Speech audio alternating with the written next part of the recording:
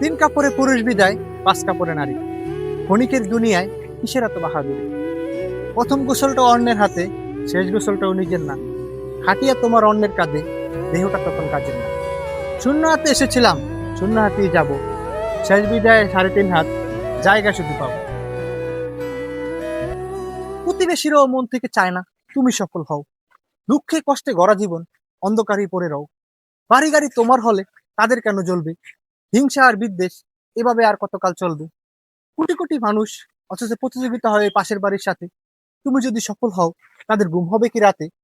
অর্থের কাছে পরাজিত আমি, ধৈর্যের কাছে না। সফলতা এমনি এমনি আসে না, পরিশ্রম করতে হয়।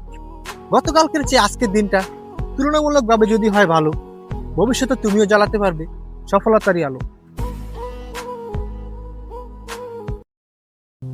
দুঃখগুলো আমার লেখা শেষ, আর সুখ লিখতে গিয়ে দেখি আমার কলমের কালিটাই শেষ।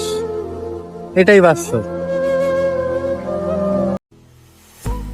সময়ের দাবানলে জ্বলে পুড়ে ছাই, ব্যস্ত দুনিয়ায় দেখার কেউ নেই।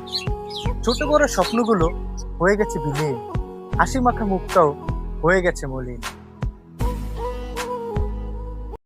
যে নারী বাপের বাড়ির লোকজনের কথা স্বামীর ঘর ছাড়বে, সারা জীবন আফসোস করে সে নারী হারবে।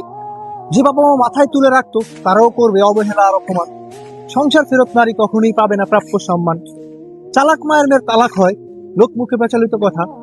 স্বামীর চেয়ে বেশি আপন কে হবে না, মনে রেখো এটা।